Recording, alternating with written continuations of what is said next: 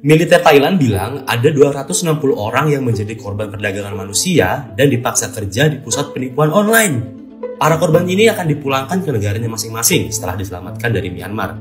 Video ini nunjukin kapal yang bawa orang-orang yang diselamatkan tiba di Provinsi Tak di Thailand, berbatasan sama Myanmar tuh, pada Kamis 13 Februari 2025. Penipuan online yang terpaksa dikerjakan oleh korban ini berupa penipuan asmara palsu, kayak catfishing lah ya. Terus ada investasi bodong dan perjudian ilegal. Berapa duitnya? Penipuan jenis ini sudah meraup miliaran dolar dari korban di seluruh dunia. Menurut ahli di PBB, orang-orang yang direkrut untuk jadi penipu ini juga korban penipuan. Biasanya ditawarin pekerjaan palsu, malah terjebak dalam perbudakan modern. Korban-korban yang diselamatkan ini berasal dari 20 negara, termasuk dari Indonesia. Sisanya ada dari Ethiopia, Kenya, Filipina, dan lain-lain. Militer Thailand bilang orang-orang yang diselamatkan ini akan jalani pemeriksaan dulu. Kalau terbukti korban perdagangan manusia, mereka akan masuk proses perlindungan dan akan dipulangkan ke negara asal. Wah, ngeri juga ya, ditipu buat jadi penipu. Gimana menurutmu? Gaji piro aku kerja? Gaji piro? Nek libur sehari gaji piro? Nggak masuk hari ini gajinya 6 sampai ke 7. 6 sampai ke 7 berapa jam? 7, 8, 9, 10, 11, 12, 1. Yo guys, balik lagi bersama saya tentunya Uki Kevin. Kita bahas lagi yang lagi viral sekarang, yaitu tentang apa guys? Tentang viral nih ya, 11 warga Sukabumi disekap di Myanmar guys. Nah, kita lihat beritanya seperti apa. Buat kalian baru mampir, jangan lupa bantu subscribe supaya kalian gak ketinggalan update terbaru yang lagi viral. Mungkin aku bahas ini sudah banyak ya, kalian bisa tonton di video-video aku sebelumnya tentang pembahasan kejamnya di Myanmar atau Kamboja. Nah, ini buat pelajaran kita semua untuk berhati-hati dalam mencari pekerjaan. Jangan sampai kita terjebak, dan ketika terjebak seperti ini ya, kalau udah disekap susah ya keluarnya, apalagi ya udah di negara orang, sangat-sangat susah ya. Nah, kita lihat beritanya seperti apa guys. Nih, 11 tuh. Sebanyak 11 warga ya, korban tindak pidana perdagangan orang, TPPO, dan disekap di Myanmar guys ya.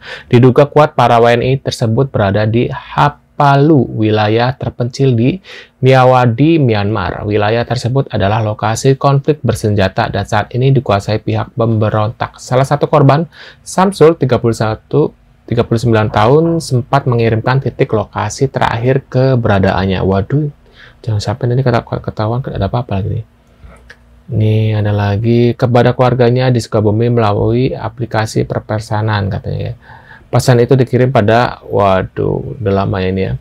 Akhirnya bulan Agustus itu paman saya ngirim ke ibu saya mengabari di sana itu menelepon sambil menangis ingin pulang. Ada sekitar 1 bulan ke belakang katanya gitu guys ya. Titik koordinat peta yang dikirim Samsul berada di sebuah kawasan perumahan vertikal yang disebut Kakak Park Myawaddy ya. Diketahui selama di Myanmar Samsul bekerja sebagai scammer online guys. Waduh, ngeri banget lah pokoknya. Kalau lu mau hidup, nah, lu harus rekrut orang. Waduh. Itu yang banyak orang juga tidak tahu gitu. Ada yang terpaksa merekrut demi agar istilahnya mereka tidak disiksa atau kehilangan nyawa lah. Tempat tinggal, makan, kesehatan, pokoknya semua udah ditanggung oleh perusahaan. Nah, itu yang membuat saya tertarik, bukan gaji. Makanya kan orang-orang kan beranggapan pasti karena iming-iming gaji besar, bukan itu. Ampun, dibawa ke negara konflik. Kalau kita tuh ya dijual ke Myanmar dan kita tuh kerja di perusahaan penipu. Ini cuma hukuman militer, lama-lama memang siksaan fisik.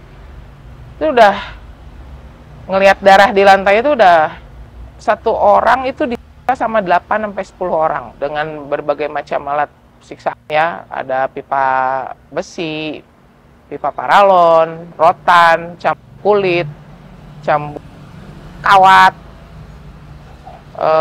setrum. Saya tuh pokoknya dari bulan Januari itu saya udah selalu, kamu nggak berguna untuk perusahaan ini, kamu akan dijual.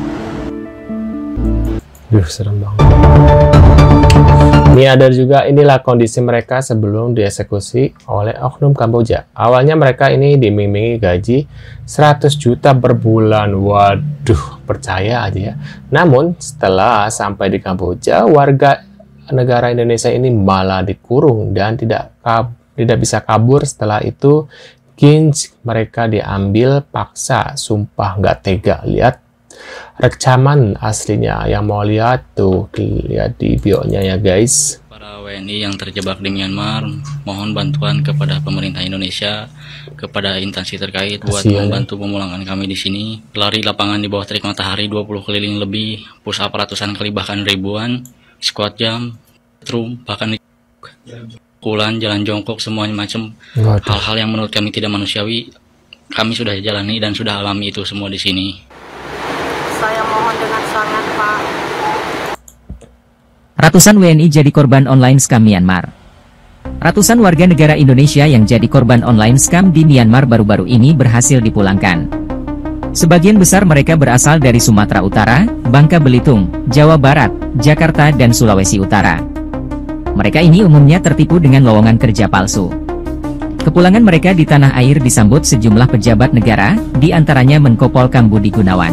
Koordinator Advokasi Serikat Buruh Migran Indonesia, Yunita Rohani yang ikut menangani permasalahan korban online scam ini berharap pemerintah mengusut dan bertindak tegas terhadap perekrut, agen dan pihak yang mendapat keuntungan dari eksploitasi korban agar kasus ini tidak terus berulang.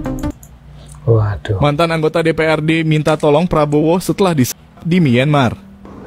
Kepada Bapak Prabowo, Presiden baru kami, tolong kami Pak di Myanmar Pak, kami disekap, disiksa Pak, tolong Pak, tolong Pak, tolong Pak, kami disiksa,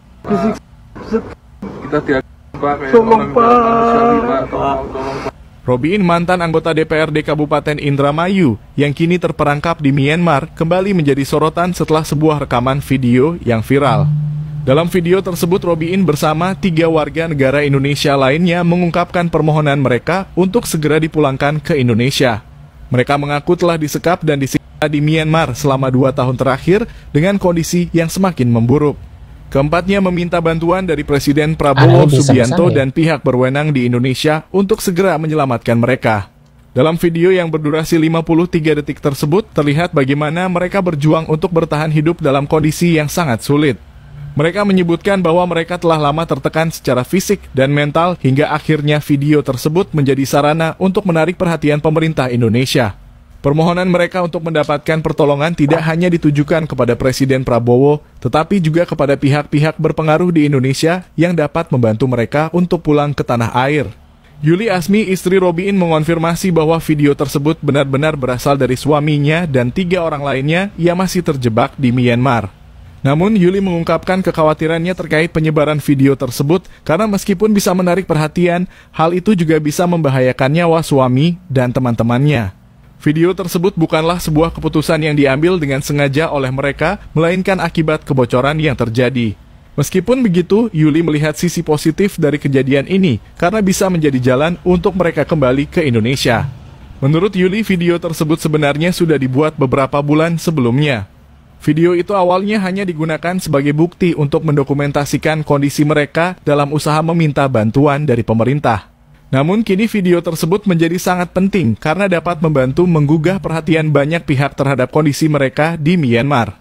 Walaupun video tersebut sudah cukup lama dibuat, penyebarannya yang viral justru memberikan harapan bagi mereka untuk segera dipulangkan. Dalam komunikasi terakhir dengan suaminya, Yuli menyebutkan bahwa Robiin hanya menanyakan kondisi keluarga dan perkembangan usaha untuk memulangkannya. Robiin terus mencari cara agar pemerintah Indonesia bisa segera turun tangan untuk membebaskan mereka dari jeratan sindikat penipuan online yang memaksa mereka bekerja di Myanmar.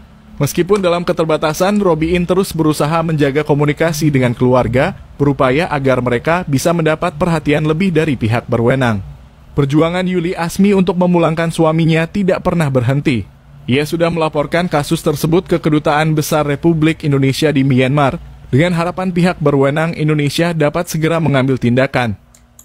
Ya, mudah-mudahan ya ada kabar baik untuk mereka karena kasihan banget ya mereka. Entah kenapa ya, dia kan apa nih dia tadi?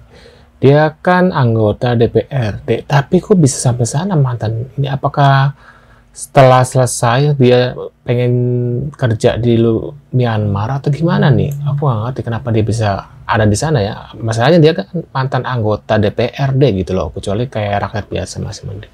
Nah, mungkin kalau kalian punya info kenapa beliau ini bisa ada di sana, tulis di kolom komentar. Terima kasih sudah hadir dan jangan lupa bantu subscribe dan sampai jumpa di video selanjutnya. Buat kalian berhati-hati dalam mencari pekerjaan, jangan sampai ada korban-korban yang lain seperti ini guys ya. Cukup mereka, kita kedepannya harus pintar-pintar mencari informasi dalam mencari pekerjaan tentang perusahaannya, tentang pengalaman-pengalaman orang-orang yang pernah bekerja di perusahaan itu, agensinya seperti apa, ya jangan sampai kalian awalnya mau kerja di Thailand atau di mana, ujung-ujungnya di Myanmar atau di Kamboja guys. Sampai jumpa di video selanjutnya. See you guys.